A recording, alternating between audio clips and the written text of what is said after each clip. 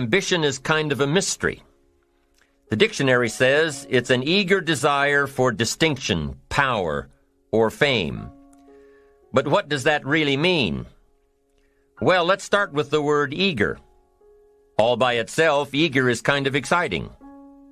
Kids are eager for their birthday parties.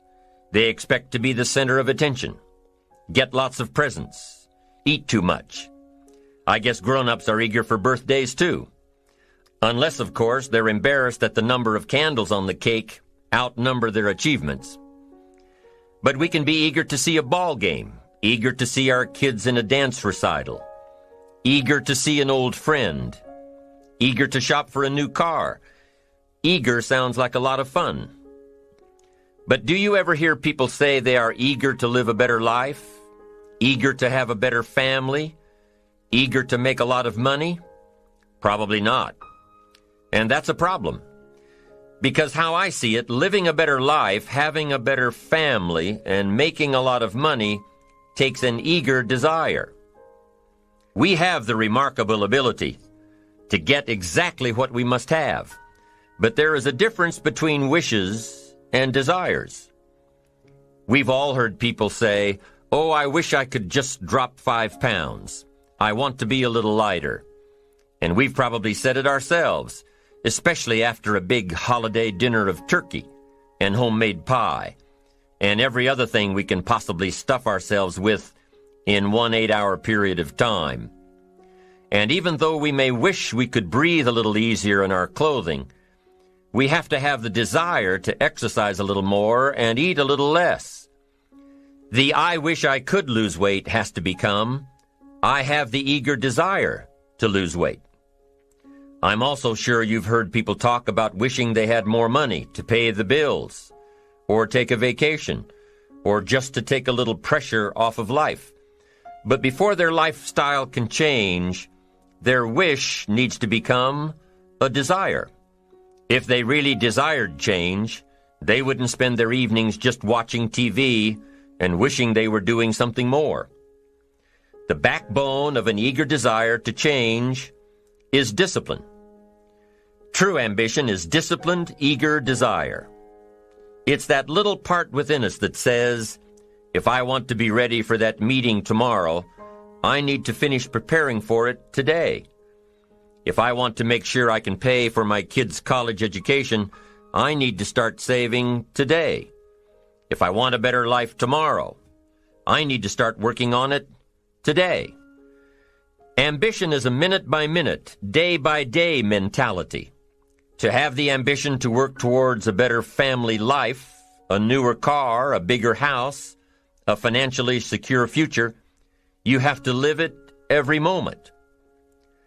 If living a successful life was easy, I'm sure more people would be successful. If just being ambitious was enough, I'm sure all of the broke and perplexed people in the world wouldn't be broke and perplexed. While most people spend most of their lives struggling to earn a living, a much smaller number seem to have everything going their way. Instead of just earning a living, the smaller group is busily working at building and enjoying a fortune. Everything just seems to work out for them. And here sits the much larger group, wondering in awe on how life can be so unfair, complicated, and unjust. So what's the major difference between the little group with so much and the larger group with so little? Despite all the factors that affect our lives, like the kind of parents we have, the schools we attended, the part of the country we grew up in, none has as much potential power for doing good as the ability to dream. Dreams are a projection of the kind of life we want to lead. Dreams can drive you. Dreams can make you skip over obstacles. When we allow our dreams to pull us, they unleash a creative force that can overpower everything in our way. To unleash this power, though, your dreams must be well defined. A fuzzy future has little pull power. Well-defined dreams are not fuzzy. Wishes are fuzzy. To really achieve your dreams, to really have your future plans pull you, your dreams must be vivid. If you've ever hiked a 14,000-foot peak in the Rocky Mountains, one thought has surely come to mind. How did the settlers of this country do it? How did they get from the East Coast to the West Coast? By foot. Carrying one day's supply of food and water is hard enough. Can you imagine hauling all of your worldly goods with you? Mile after mile, day after day, month after month? These people had dreams, big ones. They had ambition. They didn't focus on the hardship of getting up the mountain. In their minds, they were already on the other side. Their bodies just hadn't gotten them there yet. Despite all of their pains and struggles, births and deaths along the way, those who made it to the other side had a single vision: to reach the land of continuous sunshine and extraordinary wealth. To start over where anything was possible, where everything was possible. Their dreams were stronger than the obstacles in their way. You've got to be a dreamer.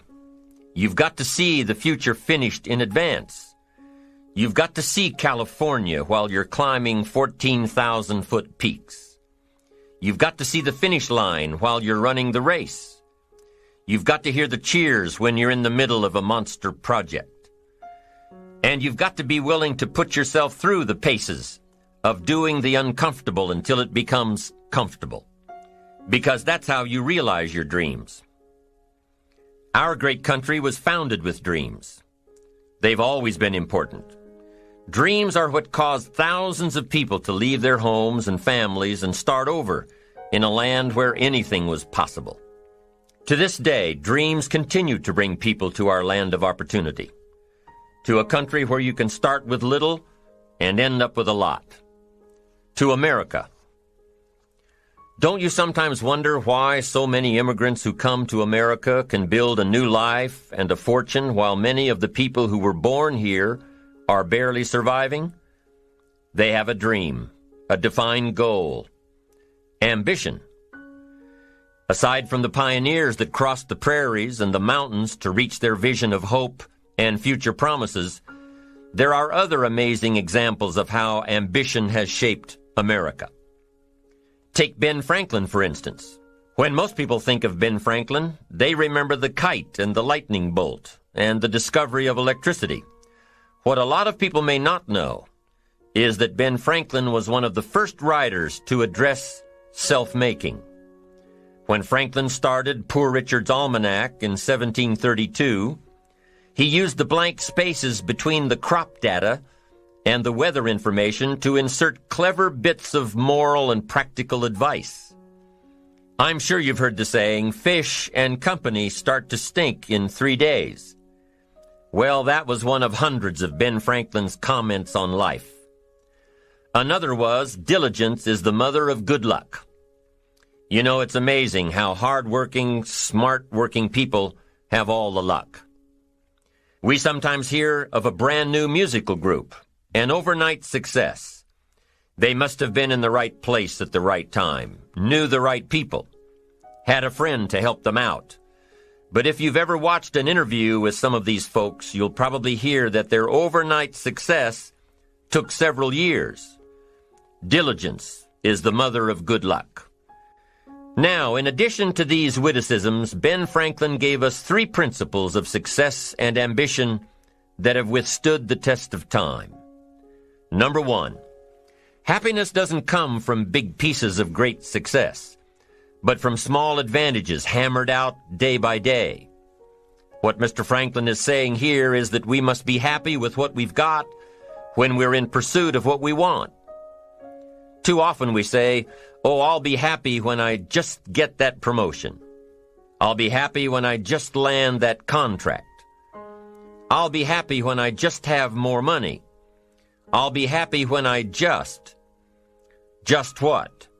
You won't be any happier when you reach your goals than you are right now. It just doesn't work that way. Abraham Lincoln said it best. He said, you'll be as happy as you make up your mind to be.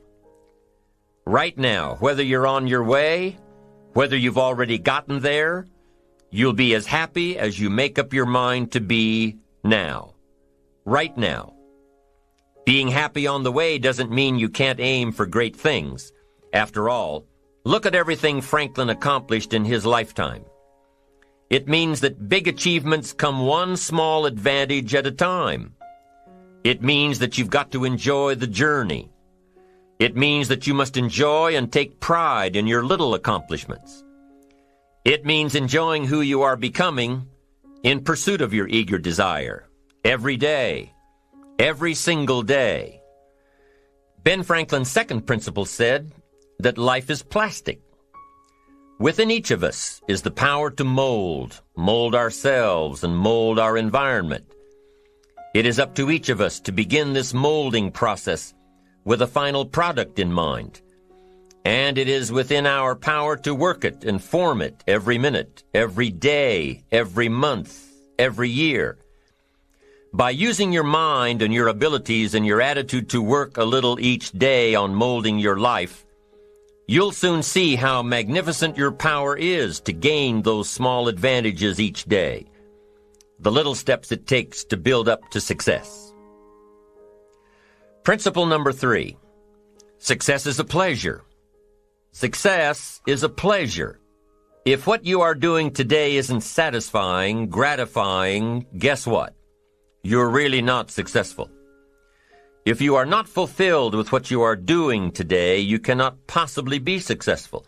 It doesn't matter how many worldly possessions you may have, how many cars, how many toys, how much money.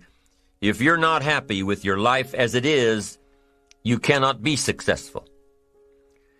Now, I know that success is a relative term. It means different things to different people. To a school kid, success may mean a star on top of his latest test. To a homemaker, it probably means that she has a well-run household and a wonderful family. To an outside professional, it's most likely the thrill of closing a major contract, or the pride in accepting a performance bonus, or being named the top-producing salesperson. But the one thing you will hear from everyone who is successful is that they are happy with who they are and what they are doing. They are happy, content, satisfied. Success is a pleasure. What have you done today that makes this day successful? Think about it and write it down. If at the end of the day you can jot down the things that have made it a good day, you will soon see patterns forming. This really is a good habit to get into. When you can see a pattern of pleasure, you'll know you're on the road to success. So take note of Mr. Franklin's 3 principles of success and ambition. Number 1, big achievements come one small advantage at a time. One step at a time, one day at a time. Number 2, you have the power to mold your life, to make it whatever you want, to shape it and reshape it. And number 3, success is measured through pleasure. This is the key one. Success is measured through pleasure. You've got to be happy along the way. You've got to learn to give yourself a pat on the back. Good job, you need to tell yourself. I'm proud of me today. You've got to be happy. You've got to learn to enjoy the process. These are really common sense ideas. They're practical, and William James agreed. He's another American great, one of the most notable philosophers and psychologists in our history. And he founded a philosophy called pragmatism. To be pragmatic is to be practical, to test the validity of a concept by its practical results, to actually question something and rate its usefulness by what it can do for you, to hear a method of doing something and figuring out if it's even worth your while. One of the issues Mr. James dealt with in his lifetime was, what does it mean to be a success, a significant person? After years of pondering this question, William James described success as a combination of 2 things. Number 1, an inner ideal which is followed persistently with courage. And number 2, outer achievement related to that ideal. Let's go back to number 1, an inner ideal which is followed persistently with courage. I take that to mean defining a goal and having the resolve to complete it. No matter what, I'll do it or die. Promise yourself you'll read the books until your skills change. Go to the seminars until you get a handle on it. Do it until it makes sense. Practice it until you've got it right. Don't give up until you get where you want to be, however long that is. Step by step, piece by piece, book by book, seminar by seminar, do it until. Go for it. Until is a very important word. It's magic. It means that you'll never give up. Don't miss the chance to grow, to pay the price. Until you learn, change, grow. You'll discover some of life's great treasures when you pay that price. William James' second part to success dealt with the outer achievement related to that ideal. You need both aspects to really be a success. But what Dr. James realized about his philosophy of success was that the first part is indeed more important than the second. Going for it. As long as you're working toward your inner goal, your dream, then success is possible. But once you give up your inner vision, then you can never become successful. You never will become successful. Until doesn't even matter. Now, maybe the person who's been working on a project for 10 years can be successful in his own right, if he's honestly working toward it, doing everything to make himself worthy of reaching the dream, really happy with where he is, doing it until. Then maybe he is a success. It's a personal thing, going for it one step at a time.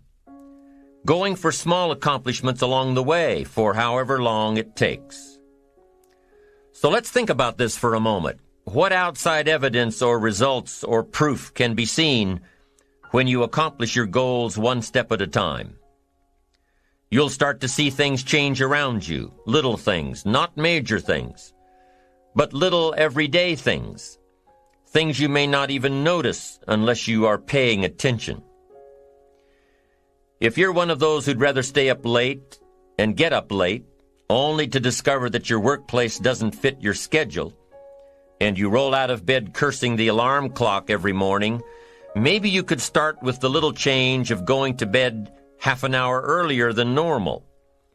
And maybe you'll see, in time of course, you can't train your body overnight, maybe you'll find out that you jump out of bed in a better mood, and that your day will start better, and that you'll get more done, and that the people around you that caused you problems aren't so hard to work with after all. It all starts by making one little change and adding to it every day. You see, you can't change what's going on around you without first changing what's going on within you. Start changing how you look at mornings, and sure enough, people will start changing how they look at you. When you start changing how you think, how you act, how you treat others, how you treat yourself, when you start responding instead of reacting to life, life will start responding to you. I'm telling you that you can do it with your lifestyle. You can do it with your sales career. You can do it with your management career. You can do it with any part of your life. If you are looking for equities unmatched, don't curse the only thing you have, seed and soil, sunshine and rain, miracle and seasons. But start processing things like we're covering in this program, and change will take off for you. You cannot believe what can happen in such a short period of time. So you ask yourself, what small changes can I start making today? Well, you can start in your car on your way to work. If you're sitting on the highway, stop-and-go traffic, moving at about 15 miles per hour tops, look at the guy or the lady sitting next to you and give them a smile, or thumbs up, or even wave. Now, some people might think you're a little strange, but hey, you'll feel better. And tomorrow, when you get into the office, how about a big cheery hello to the people at the front desk and everyone you see on the way to your office, And when you get home tonight, how about giving your wife or husband and kids big hugs instead of collapsing on the sofa? When you start with the little things that make others happy, improve their day, you'll find that these little things add up to big ones. So what happens when you start taking charge of your own personal happiness, your own life? Do you think that these little things will somehow make a difference in meeting your goals? You bet they will. You can't do it alone. You can't be successful by yourself. It's hard to find a rich hermit, you know. The ambitious person realizes that each of us needs all of us. You all by yourself may have finalized the company's marketing plan, or finished up the sales projections, or even wrote the mission statement for the year to come. Even if you did this all by yourself, you really had the help of all of those around you who tolerated and supported your need to be undisturbed, or provided service to you during the project. Maybe you should thank those people every once in a while with a dinner certificate, or a bouquet of flowers, or 18 holes of golf. Even a thank you note. Thank you notes are so important. After all, without your support team, you probably wouldn't be where you are today. You can't be successful by yourself. So thank them. Thank those around you. And let them know just how important they are to you. Be it your office personnel or your family or your friends, a thank you sure goes a long way. So, is it important to do a little extra for these people as you are working your way toward your goals? I think so. I'm sure you do too. Once you've decided that you're going to set sail, go for it, and let loose on your new charted course, you don't have to worry about the winds that will most certainly blow around you, the obstacles, the negativity that will stand in your way. You don't have to worry about what other people will say. You just have to keep your mind on your course. Those winds may blow fast and furious, but if you know your path, if you know where you are going, they will help push you toward the dreams and goals and treasures that you have already decided you're going after. Your goals will push you forward, ahead of the stormy weather. There are some amazing people around that we can learn from today, people who have already braved the storms and come out on top, people who are still alive today, people who started with nothing and ended up with something great, famous people, not so famous people, maybe even people you know, but don't know their stories, people who had an early vision and ambition, people who turned their focused dreams into the reality of success. One of my friends tells this story about her dad. She thinks he's cheap. She gives him a hard time every time they go to one of those all-you-can-eat places, because he eats all he can eat, until he can't move, until he needs to take something for indigestion. But she knows where he came from, his history, and understands just why he is the way he is. He eats all he can eat because he was raised in an orphanage, a place where you had to grab all you could or you'd be hungry. But the real story behind her father is that he made himself a millionaire with nothing more than a dream. He watched his own father drown when he was 4, was taken away from his mother a few years later and put into an orphanage because he was so bad. Raised by other people, strangers. After growing up in foster homes, he decided to go out on his own. He barely finished high school, but he found a job as a vacuum cleaner salesman. He did well, really well. But the woman he loved didn't want to marry a vacuum cleaner salesman, and he really didn't want to be one. So he went to college, went on to medical school, prospered, really prospered, led a tremendously successful life as a radiologist, and is now retired, goes fishing, rides his Harley. Stories of success are all around us, everywhere. Take the time to talk to these people or read their stories. You might learn something, you might find out that they have already traveled the path you are now on. You know, when most of us think of Jesse Jackson, we think of the political Jesse Jackson. But what most of us don't realize is that before Jesse Jackson went to the streets to gain votes, he went to the ghettos with a message for inner-city youth. During his rallies, he would have the street kids repeat after him, "I am somebody." Jesse Jackson's message to these kids was that ambition is a moral imperative. To be a good person, you have to have ambition. You have to try to do something good with your life. You have to try to get out of where you are today or make where you are a better place tomorrow. You have to, or anything else is a waste. Mr. Jackson knew that his contribution to life began with America's youth, where he could make a difference before bad attitudes and bad habits took over for good. He went to make a difference with the disadvantaged youth of America. What an admirable mission. I'm sure you know that the same principles he teaches apply to you. When you get up tomorrow morning and are standing in front of the mirror getting ready for the day, remind yourself that you are somebody, that you are important, and that you can make the changes that will move you closer to your ideal future. Listening to the words of people like Jesse Jackson are of total importance because motivation, lasting motivation, is backed with education. Many of these people have written books on their journeys. These books tell the stories and give the secrets that we can all learn from. Let's say you decided to take a trip, just a short one, maybe for a weekend. Let's say you want to go away to a place you've never been before. Wouldn't you want to find someone who had been there? Ask them a few questions? What's the best way to get there? The safest route? The quickest route?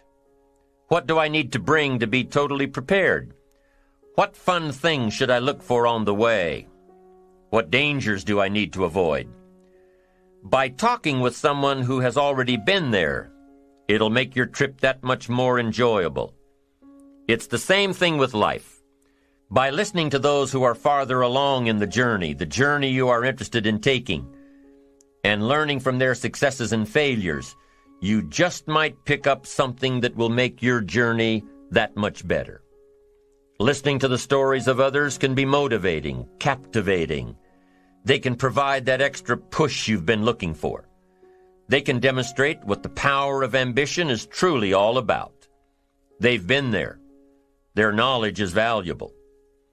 And when you use that knowledge and motivation to take action, you'll gain momentum. Eventually, you will find that the key to motivation, true motivation, is right there inside you.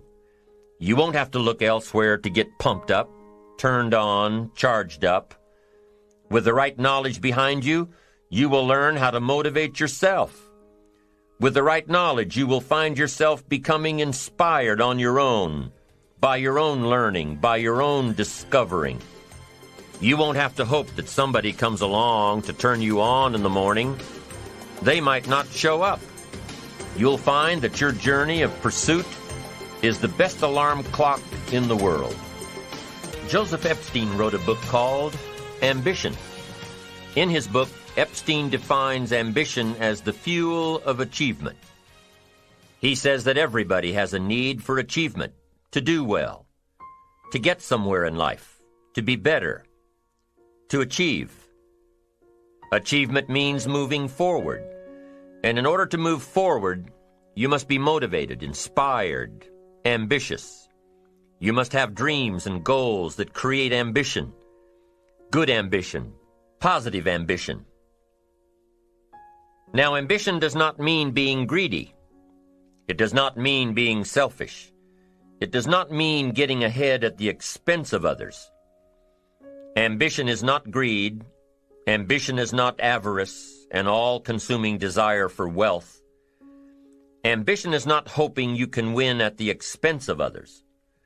Do you suppose Judas was ambitious? He ended up with 30 pieces of silver, a fortune in those days. Was Judas successful because he had all that money? No, Judas sold out. Was Judas happy when it was all over with? No. The money didn't make him happy.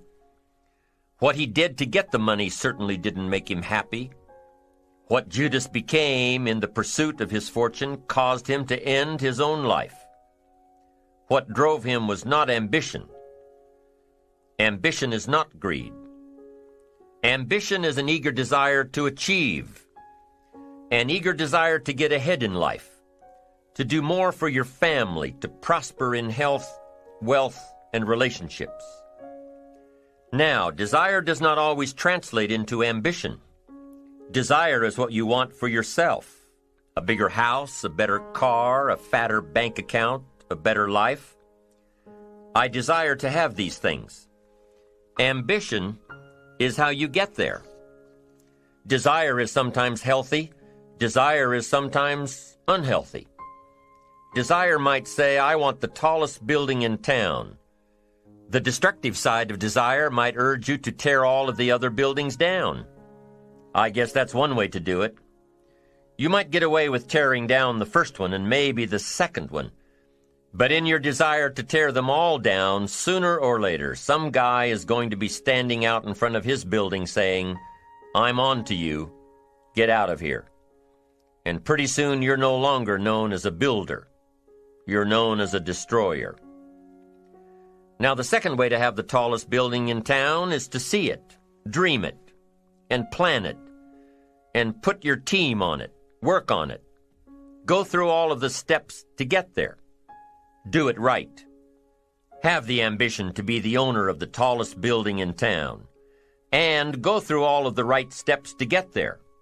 If you really want it, and have the skills to do it, and the patience to weather all of the storms, your ambition will lead you there. Having the ambition to do what it takes to get you where you want to go is good. Ambition is creative and constructive. Ambition is an expression. It's something inside of you want to express in a positive way. I'm sure you have dreams of accomplishing great things. Are you ambitious enough to realize these dreams? Are your dreams strong enough to pull you toward your future? Are they vivid enough to see the end result now? Are they worthy of doing until you get there? What are your reasons for creating these dreams? Reasons vary from person to person. I bet if you did a little soul searching, you could come up with a fairly strong list. The list of reasons. Why is it so important to achieve these dreams? What are you trying to express? These reasons for accomplishing great things are different for everybody. There are personal reasons, sometimes uniquely personal reasons. Some people do well for the recognition. Some people do well because of the way it makes them feel. They love the feeling of being a winner, and that is one of the best reasons. Once in a while I hear someone say, if I had $1 million, I'd never work another day in my life. Hey, that's probably why the good Lord sees to it that he doesn't get his million, because he would just quit. Family is another reason, a motivator for doing well. Some people do extremely well because of other people, and that's a powerful reason. Sometimes we will do something for someone else that we would not do for ourselves. I know a lady who was getting back on track from financial disaster. Even though she didn't have much of anything left, her primary motivator was to keep her daughter in private school, an expensive one of the best in the country. Although her goal was to financially surpass where she was before her economic fall, her main reason to work all of those extra hours was to give her little girl the best possible education. As you can well imagine, wanting to do something for someone else led her to all sorts of other accomplishments as well. How fortunate are the people who find themselves greatly affected by someone else. It's powerful. What has you getting up early, hitting it hard all day, and staying up late? What has you inspired? What are your reasons for doing well? What's at the core of your quest? What is the power behind your ambition? Think about it. Jot it down. Do some soul searching. Define your reasons so they will work better for you. So now we have determined that it's in your best self-interest to be ambitious. Self-interest, self-preservation. As human beings, we can't help but be interested in our own self-preservation. We can't help but be self-interested. It's one of the strongest urges we have. Interested in our preservation, interested in our development, interested in our success. There's certainly nothing wrong with self-interest, but here's the clue. Self-interest must be enlightened as to what truly serves us best. When I found out that self-interest was okay, that was a big relief to me. Now, we're not talking about selfish. We're talking about self-interest. Self-interest needs to be educated, enlightened. Self-interest is willing to be benefited by service to others, not at the expense of others. Self-interest at the expense of others starts to be greed, evil, hoping you go up as someone goes down, hoping to attain while someone else loses. I win, you lose. We call that the beginnings of evil, the dark side of our nature, wishing to benefit at the expense of others. Enlightened self-interest wishes to benefit at the service of others. A friend of mine tells this little story about a person she hears from about every 3 months or so. This guy calls to solicit money for food baskets for homeless families. She's happy to give her money to them. She was unfortunately homeless for a short period of time, and she knows the position these people are in.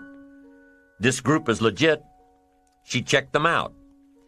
But after the second or third time this guy called, same guy, after the second or third time he called, she started talking to him about other stuff. Turns out this guy is broke, living in a hotel, looking for any construction job he can find. Any job at all. But what's unique about this guy is that he donates 2 or 3 hours a night, every night, to call people and get money to feed the homeless. Every night, from his hotel room. Now, most people would say this guy should use those hours every night to work a second job or a third job. But while he's way down on the ladder of success, he feels it's important to help those less fortunate than he is. He has a roof over his head. He makes enough to feed himself.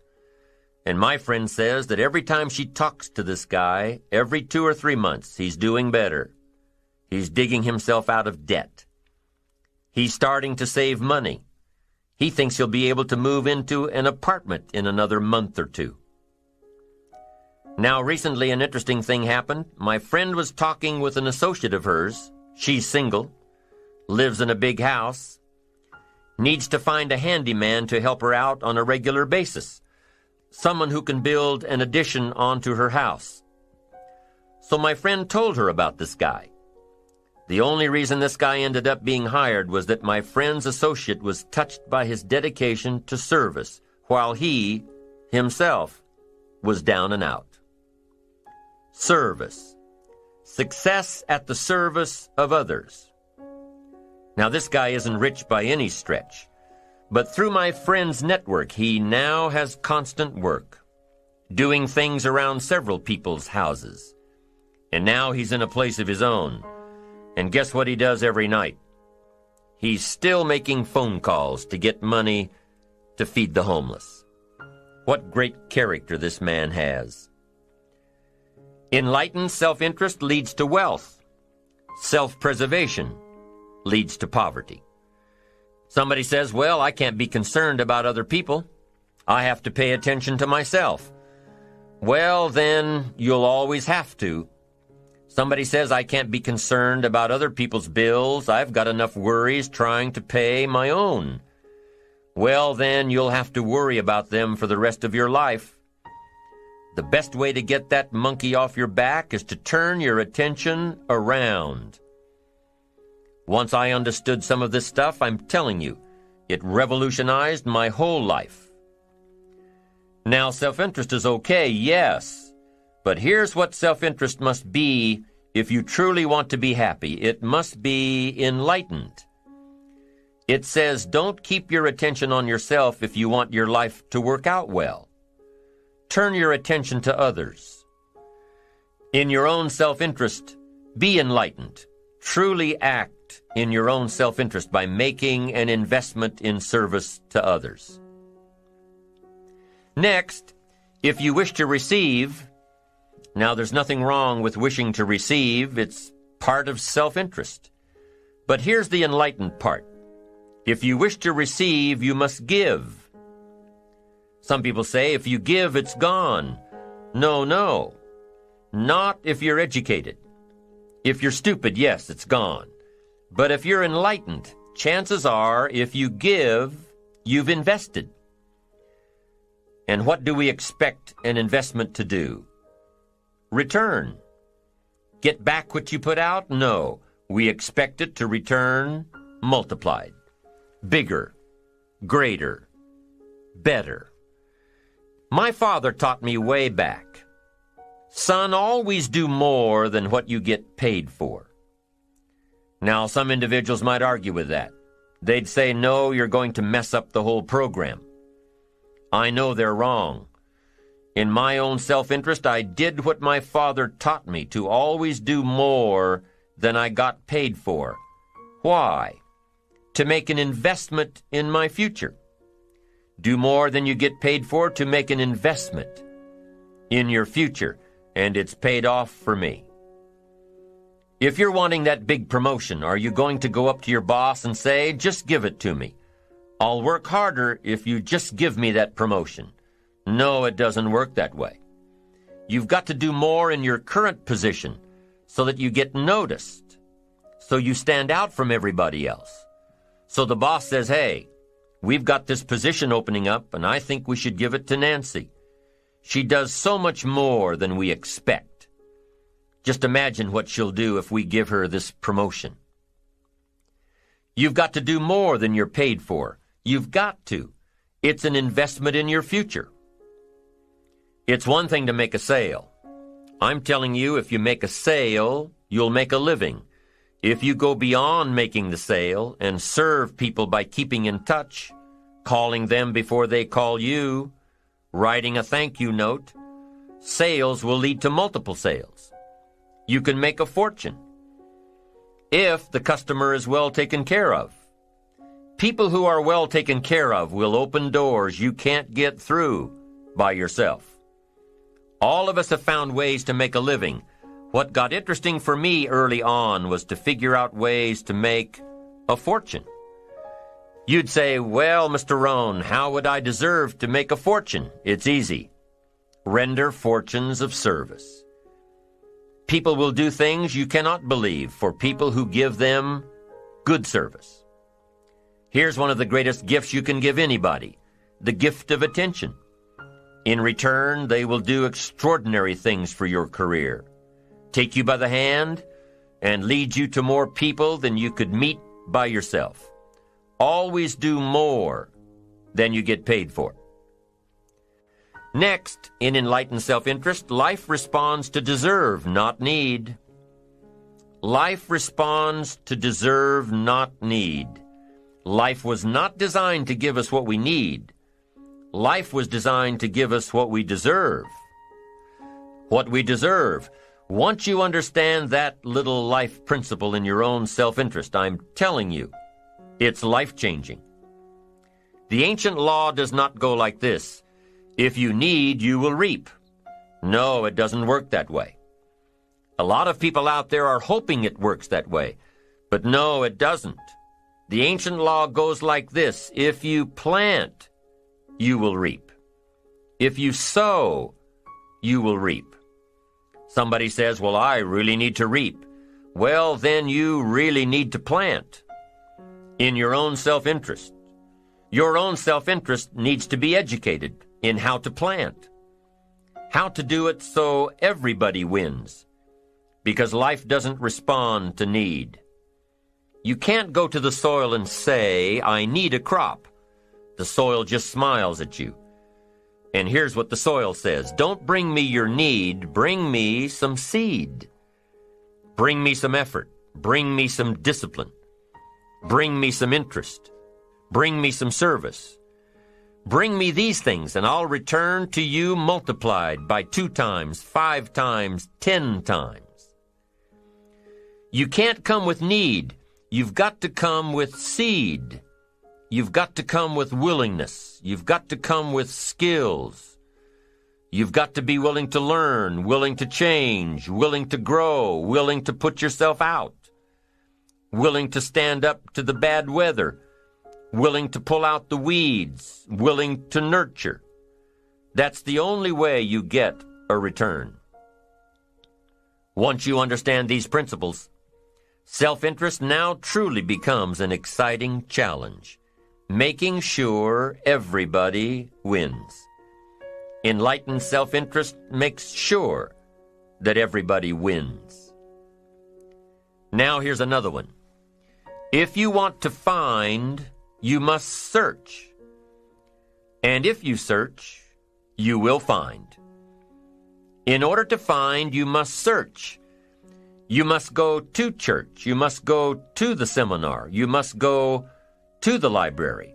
You've got to go to the bookstore. You've got to go to the class. You've got to go to the training. You've got to go searching. Why? If you search, you will find. You'll find ideas.